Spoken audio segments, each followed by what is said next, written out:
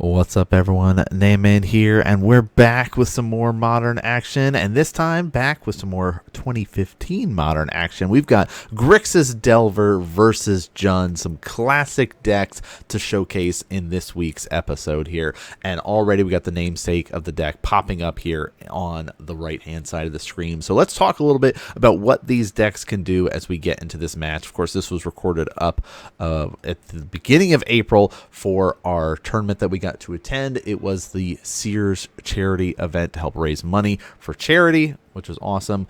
We raised quite a lot of money at the event too. I always forget the actual count that we got, so let me look it up again. $1,500 for St. Jude's Children's Research Hospital.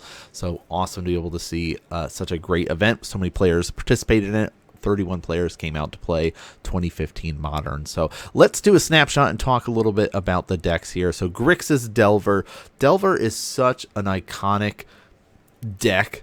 Once it came out in Estrad, it kind of took over, especially in Legacy. And, we got to see it pop up here in Modern. It wasn't as much of a iconic pillar as it was in Legacy, and kind of was a mainstay in Legacy for such a long time.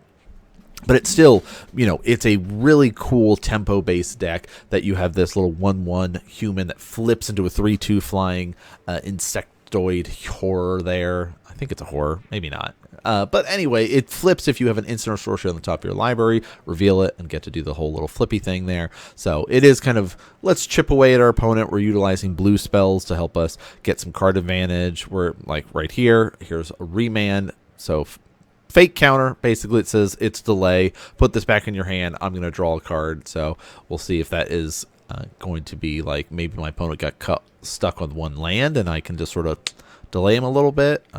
Also it's a pretty decent way to kind of utilize a remand there, just sort of stop and kind of keep them in check. But you also, get access to things like lightning bolts, young pyromancers, stuff like that. So the access to black, though, gets us things like Gurmag Angler, Tassiger, which is a really big one there for card advantage. You also get access to things like Kolgun's Commands, some Terminates. So a lot of good tools that the Grixis pile gets access to that maybe just a Izzet Delver did not. And look, you can already see one of the big ones is the Gitaxian Probe being available.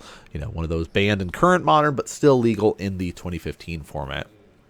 So that's our Grixis list. Let's talk about Jund, because again, if we're talking about real tried and true classic styles of decks, Jund is such an iconic deck, especially in this iteration of 2015 Modern. There's nothing quite like this, just sort of mid-range powerhouse that can take over a game. So we see a lot of the tools available already there with the Gitaxian reveal, but some of these tools that we're talking about, things like Dark Confidant, Tarmogoyf, you're on the back of Disruption and removal, things like Thoughtseize, Inquisitions, you've got Lightning Bolts, Abrupt Decays, Kolgun's Commands, Terminates, Liliana of the Veil. It's such a great cohesive deck within those three colors of green, black, and red there. The green stuff is really the Tarmogoyf. You'll see some Scavenging Ooze. You'll see the Abrupt Decays,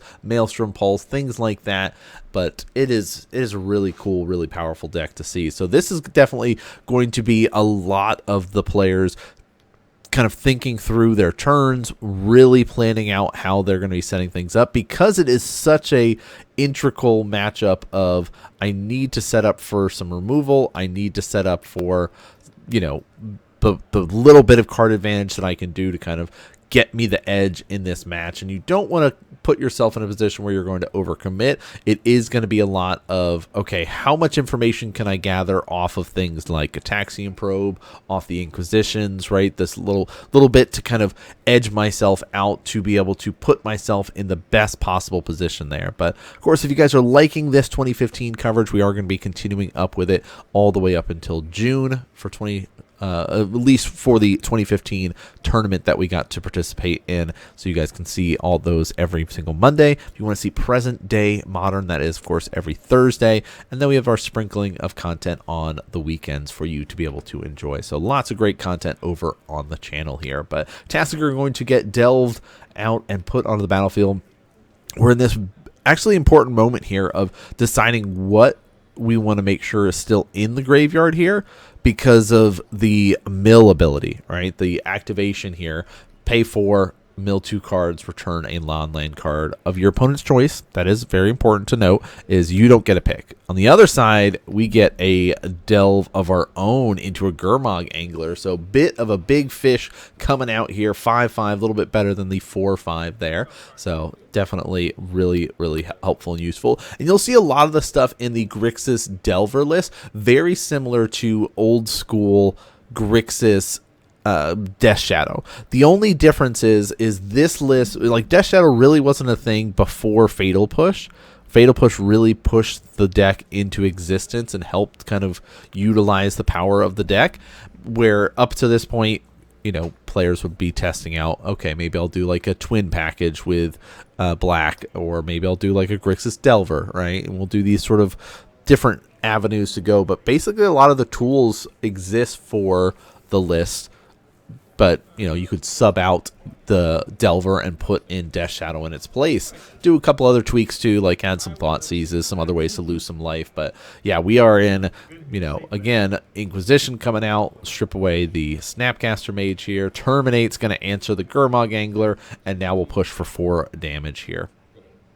So it is a lot of this volley back and forth right now. Is, okay, can I stick a threat? Can I be able to disrupt you? Can I be able to kill your stuff? And that's on both sides. Both players are trying to kind of set themselves up like this in game number 1 specifically before they get access to maybe some sideboard tools to help them out. But, you know, we are in this waiting for the Delver to flip.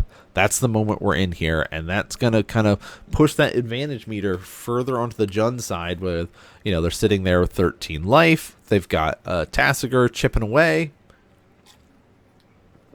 And with having red, they do get access to things like Lightning Bolt. So being at 6 life is definitely relevant. And we could see just a little bit of a burst, zap down of damage. But we'll see if that will take the place here, as, you know, quite a grip of cards to choose from for our Drun player here. All right, Kulgan's Command. Let's go with 2 damage to the Delver and force a discard here. Bolt's going to get discarded. Bolt, you drop you to 10. I like that. Yeah, we only had 1 red source, so we couldn't go Bolt in response there. But, oh, that worked out well. Another fish. So all of those resources that we've been getting stripped from our hand have now turned into fuel to be able to delve away and cast this Gurmag Angler here. So very nice. Puts a kind of stopper here. Says, okay, here's a 5/5. Dark Confidant. Now this is really scary. Okay, Lightning Bolt's going to answer it there. So Dark Confidant's really scary in these stages where you see kind of our Jund player being hellbent, because they are in that moment of, yes, we'll lose life off it, but getting basically 2 cards a turn can get out of hand very fast here. But that will get answered up. Delver is going to be dropped down, but nothing really happening for our Jund player other than setting themselves up with the Tasigur activation, looks like. Got plenty of mana here, activating it on the end step. And we'll see what gets, you know, discarded off the top here. Mill 2. Ooh, oh my gosh, those would have been great hits to be able to draw, but now they're in the graveyard. So yeah, Inquisition of Kozilek is going to get grabbed by our opponent. Says, you can have that. I'm perfectly fine with you having disruption that I can just discard whatever is in my hand by casting it, or have nothing in my hand and play the Hellbent mode here. Which is a big part of Jund's kind of attack against decks, is they're trying to attack and disrupt the hand, which can be really tough if you're trying to play like a combo deck or things like that. But another activation here. What are we getting back? Dark Confidant. I mean, seems we talked about the, yeah, okay, so you can have the Bob. We talked about how that card advantage is huge, but when it comes to the other abilities and other tools, where, you know, giving a removal spell is not in the cards right now.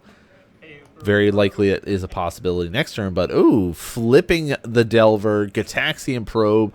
We got Double Inquisition and a Dark Confidant. Swinging in for 8 here. Ooh, okay. Take it. Kolgan's command for the last point of damage there. Oh, dang. Yeah, I guess there is that moment of you, like you're playing not to lose, you're playing to win. So, yes, we could block it and hope that they don't have it. But if they don't have a removal and we top deck our own burn spell, we just win. So, oh, look, okay, so this is really important to note. You see the deck list there? Both players have access to the deck list. Our gameplay to let you know about our new affiliate with Nerd Gear. nerdgear.gg/nanman will take you directly to the website, and as you can see, they've got a bunch of awesome gaming accessories from playmats, life counters with the life tracks, playmat holders, and more. So make sure you do some browsing on the site, find some goodies, and then use the code NGNanman for 5% off your entire order. But let's get back to our gameplay. As I was saying before I was rudely interrupted by myself, that the tournament itself was open deck list, so both players had access to the deck list at the time, so they could sit there and go, okay, here's the tools that you've got available to you. Like, one in particular is the Flash Freeze, counter target red or green spell. Hits a lot of stuff that exists within a Jund list. We could see our Grixis player bringing that in. They got a couple other tools that they might be able to do. You know, they could go for like Spellskite to help protect their stuff if they wanted to. Not as effective. Negate is not bad to go for. Blood Moon isn't that bad either. But, you know, in a world, there's a lot more basics that exist. But, you know, you have to think is like the Jund list is very heavy with the creature count in green and black. They don't really have any red creatures with the exception of Olivia. So, you know, that is one of the things. When on the other side, though, it's like, you know, what other removal spells can we bring in, or disruption spells can we bring in if we're the Jund player? You know, Nihil Spellbomb's an easy one to be able to grab. We could go for, you know, more removal if we wanted to with something like a, you know, Maelstrom Pulse, get a second copy in there, but already in this match we see Inquisition going to be getting some information here. Our Delver player going to be fetching, trying to utilize at least one of their spells that they expect to get stripped away. Also, very cool playmats that we see from our players here. Specifically on the right-hand side, this is a MagicCon Chicago Modern Cup top 8 playmat that this player was able to win. The other side is actually one of my playmats that I used. It is the One Piece TCG first anniversary set. Now, I used my playmats when setting up the camera to kind of say, here's the marker, you know, just so you know where to put your playmats. I guess our Jund player didn't have a playmat with them, or were perfectly fine just using mine. I don't remember when I was talking to them as I sent them into the recording room. I was like, here's your spot. You can cover up the playmats if you want, but, you know, definitely cool playmats in particular. I'm a big fan of playmats. I have quite a few. You know, one of these days I do need to get that Nerd Gear playmat holder for my office. I have already one downstairs with extra playmats for, you know, guests and stuff like that when people come over, or we playing Cube. I'm like, yeah, grab one of these. But just to have an extra way to display some of the cool playmats that I've got would be sweet. But so let's see choices here. The Gurmogs we cannot touch. We've got a Spell Snare. Kolguns are kind of the good ways to target and fight at this point. Basically saying, do I have 2 drops that I'm worried about, like Tarmogoyf for Bob, you know, and looks like no, we don't. But okay, so Tufts. All right. Yeah, it's like we see the, oh, wait, I don't, there's no window, right? No window of opportunity. Technically, the only window of opportunity to do the Nihil there would have been like end step, upkeep, or draw before the turn. But getting all that information, knowing how much cards were in the graveyard, knowing that, oh, it does cost, you know, only certain amount of mana that we can be able to delve away. So in the case of like Gurmog, you have to delve away 6 things, but we have an answer right away with Liliana the Veil. So like it, we like it.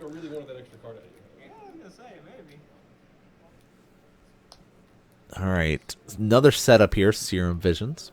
Switching the art to one of my favorite, the Jin Gataxian Serum Vision art. I was actually looking through my collection of like, oh, I have so many different arts.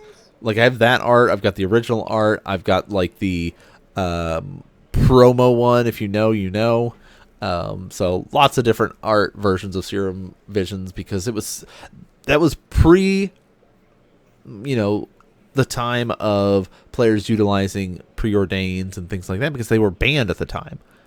Now they're legal in Modern. Only a few decks use them, not very many. Lightning Bolt will clear up Lily, which is good because if that sticks around, things can get really out of hand. I mean, the Nihil Spellbomb is still really good. We could just draw a card here. I think it is that kind of tough spot of going, okay, there's 3. You've got 3 cards. We could pop it now and just sort of continue to keep you in check and make sure you're not close to being able to cast your second Gurmag Angler, or we can just wait so the player's just confirming and checking. You've got 4 cards in hand. Another Raging Ravine. Not utilizing the Nihil at the moment, but that's okay. Oh, 7 mana. Yep, there it is. Fish number 2. Dang. So again, we had 2 different opportunities to utilize Nihil that we just sort of choosing not to. So this is, you know, one of those moments of speaking to the patience of the player because they've had answers every time, right? They had Liliana to deal with it the first time. Our opponent on the Delver side has had to tap out to be able to utilize this. So maybe we have another way to answer it. Kolgun's Command, 2 damage here, discard a card. That means that we have to have a Lightning Bolt. There it is. There's the Lightning Bolt. So 5 damage across and strip a card. So, you know, 2 cards to get rid of Gurmag and an island. We'll take it. We'll take it. Land counts increasing for both players here. Land go mode going on. But this is the frustrating part. Like if you're on the Grixis Delver side of playing against Jun, which was such a difficult matchup for so many decks during this era, specifically because of the way that it's like you just have so much removal and so many ways to disrupt. And when I was like, if you guys watched our behind the scenes vlog of the event, you know I was constantly talking about hoping to dodge the Jun matchup because of how much power is behind this deck. Oh, Dark Confidant. Bob himself is here. Greatness at any cost. Nope, just kidding. The Spell Snare finally going to get utilized. We saw that at the beginning with the Inquisition, but this could also be just sort of going, well, I need to try to do it. Either you let this resolve and I get a bunch of card advantage, or you answer it now and maybe my 2 drops later on. Maybe I've got a Scavenging Ooze or, you know, a Tarmogoyf. That would be huge. Something to kind of really take over the game here. The Skoos would help with at least, you know, be able to get a little bit bigger. Could eat the Gurmag. Could also eat potential instant and sorceries in the graveyard because this is a Snapcaster list. So we do have to always be aware of what tools are in the graveyard. Looks like it's time. Let's pop the Nihil. In response, Kolgun's, let's return the Gurmag and force you to discard, and the Scavenging Ooze is going to be discarded there.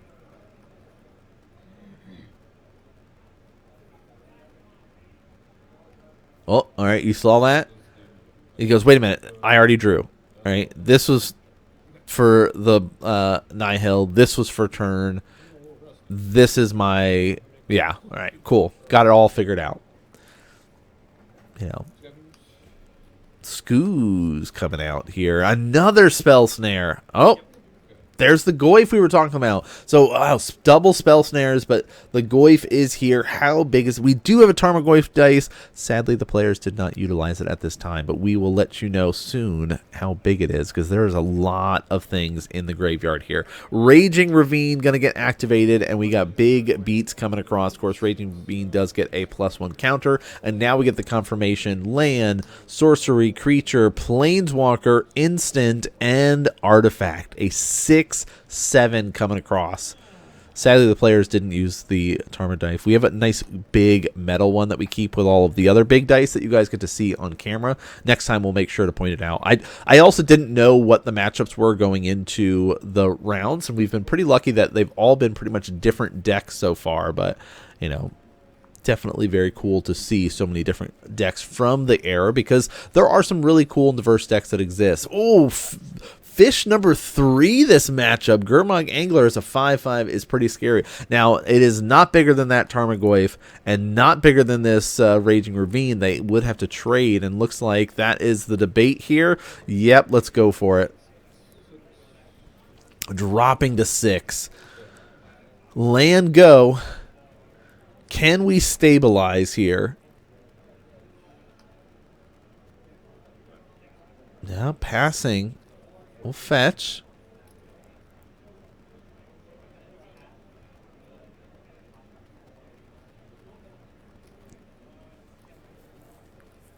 Did I forget to minus the life total? I might have forgot to edit that in. Which happens. If I'm making these mistakes or missing something, let me know. Also, if you're noticing any things or questions about why did this player do this? Why did they play this card in their list? You know, things like that, feel free to ask. Also, if you want to see the list, of course, we talked about it earlier, but they are on Moxfield, as well as on the Sears charity website. You can see the kind of full list of decks, because we also had a couple of these lists make the top 8.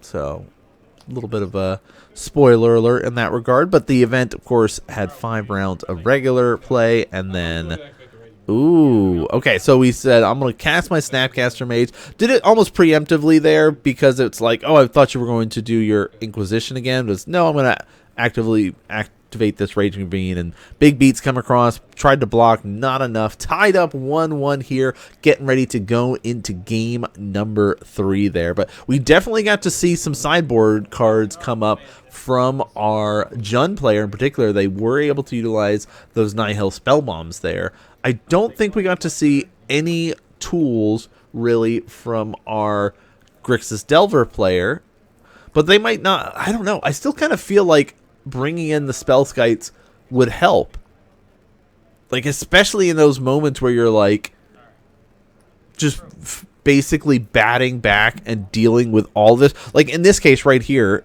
you know, bolts. There's 2 bolts here. The Kolgun's command. I guess the resistance to doing that is Kolgun's command immediately destroys it, but still, it is. I don't know. It's one of those things that you need a way to protect your own threats, and just having like your Gurmag Angler immediately die is not, it doesn't feel good, right? Does not feel good. But lots of good information there with the Gataxian probe. You see the players also writing down that slightly off camera, so we can't see exactly what they are doing over there, but we can know that is kind of that tournament magic mode. Let's get into it and kind of keep track, and then you can kind of scratch off, mark off, but also just kind of helps you to track what's going on in the game. Like, oh, they played this land. Oh, they just played this land, and I did not see that specific land in their hand, so I know they, you know, still have the same number of cards. But Serum Visions, draw a card, scry 2. Very good, very good. Nihil Spellbomb. I made the joke too, like when Preordain got unbanned, that I said, oh, well, Serum Visions got banned, because, you know, nobody will ever cast Serum Visions again in Modern as long as Preordain is available. But now we can see it right here. It's still alive and well in these community-based formats like Modern 2015 here. But Nihil Spellbomb again, ready to be deployed and used. So we'll see Lan go. No real threat at the moment, but also seeing those double lightning bolts, you have to kind of prep and prepare yourself for how to deal with that. I guess we've got Dispel on our board. We could have brought in Dispels. Like, if you don't want to go the Spell Skite route, you could bring in Dispels, and that helps answer pretty much everything except Abrupt Decay.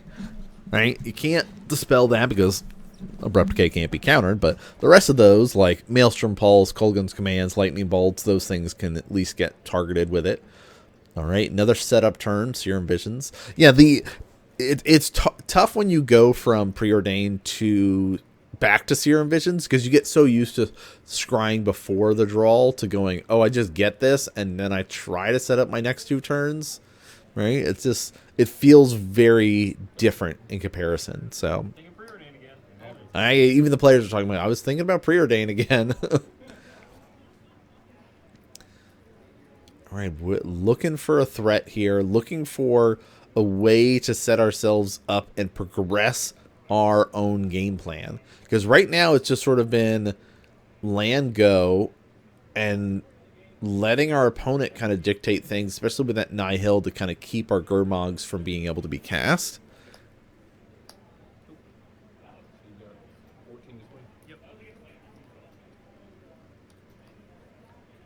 Okay, Delver. Drop to 14, though. Again, that's kind of... We knew there was 2 bolts in hand, so now is it just like, let's deploy threats and absorb some of this removal? Nihil Spellbomb again. Is there another land? There is. And a fetchable land so we could find a black source if we need to draw a card.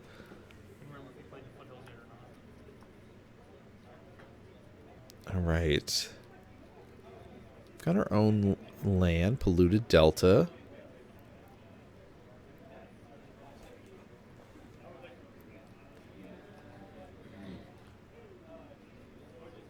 Yeah, lots of decision making here, especially like it was very cool to see just sort of the way that these players really kind of thought through their plays with getting so much extra information. Like there's one thing in playing Magic where you're sitting here and you're trying to navigate and go, okay, here there's a lot of what if factor, and I kind of understand and know I can expect this, or this deck is running this, and you know, here's how they can attack me and disrupt me and do these things. But then when you get that information through an Inquisition or a Gitaxian Probe, it really slows you down in a way to kind of work through and talk through with yourself, what are the lines, how do I navigate this to put myself in the best position here.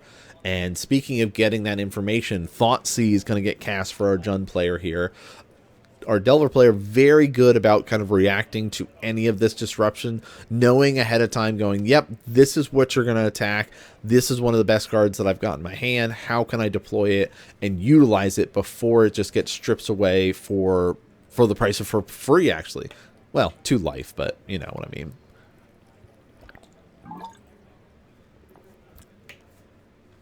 Right. What is the response here? What do we got? What tools do we got available to help us out? Is it a Kolgan's? 3 mana? Yep, Kolgan's Command. Modes. What are we doing? Discard and force the Nihil here? Yeah. Please destroy this. Please discard a card. Those are my modes. So that means we can respond and pop the Nihil here, or we're going to pop the Nihil here. That's a given.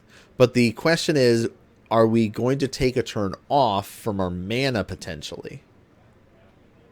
Because if we, you know, don't have another land drop or don't have a way to utilize our mana, like it, because if we have like, oh, I have a 2-drop in hand and no extra land, then I would go for like, I'll play a Tarmogoyf for a Dark Confidant or something like that. But ooh, okay, I like just stripping the Snapcaster Mage out of here. You know, that's a lot of utility that we don't want access to. Young Pyromancer is pretty powerful. Could also be, the Bolt could also be taken. You could make an argument depending on what your hand looks like there, but Snapcaster is the best card in that hand. Young Pyromancer can snowball, but you have to have the tools to help it. Delver off the top, so that was not in the hand. Young Pyromancer right behind that, so let's deploy and just kind of dump our hand and see if we can get something to stick. Bolt's going to come. We're going to target, and in response, Bolt as well, going to go across to the face. Young Pyromancer will be cleaned up. We'll make a little 1/1 little red, I think it's elemental, right? Yeah, 1/1 red elemental creature token.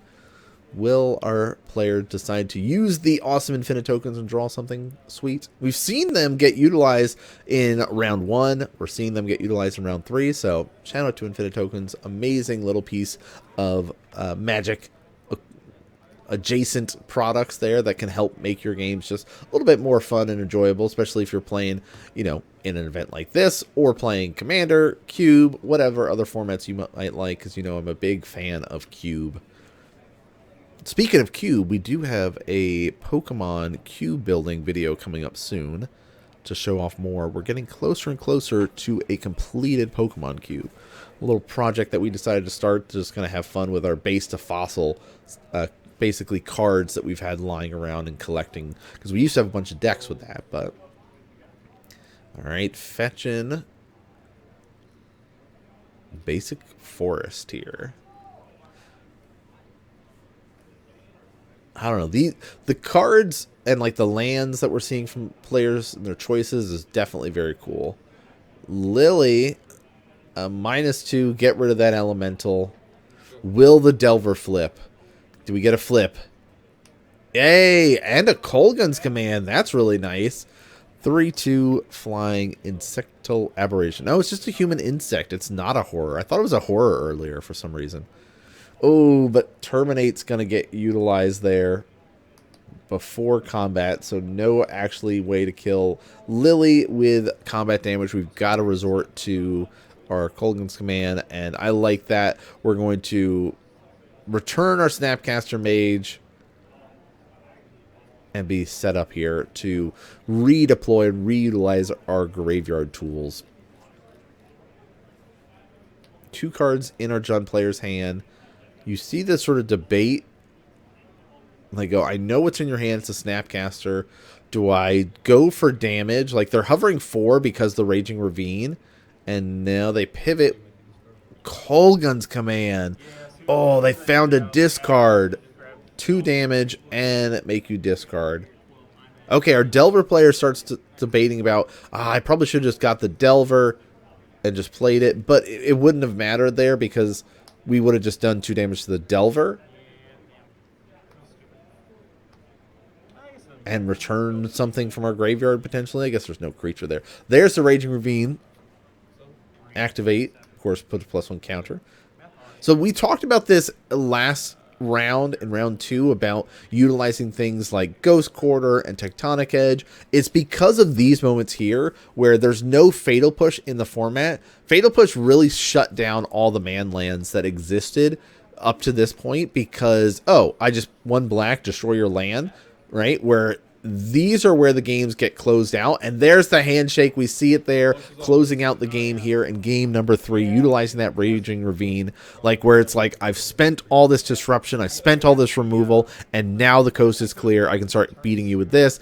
Same sort of thing in like a blue-white control or Jeskai control list, where you're like, well, time to power up that old colonnade and start beating face. We're in that mode now. This is how I'm going to close the game out. Where, you know, definitely feels iconic to the era of 2015 there. But a little bit of discussions from the players here about, okay, maybe there was a line, but I don't really feel like it. It didn't. You know, I might have tried to have deployed my Young Pyromancer a little bit earlier. Just didn't really feel like it without having the backup to try to make something happen. Really, a lot of lands got drawn for our Delver player, but no, we get to see a little bit of the sideboard option. So it looks like maybe they didn't bring in anything else. No dismembers or no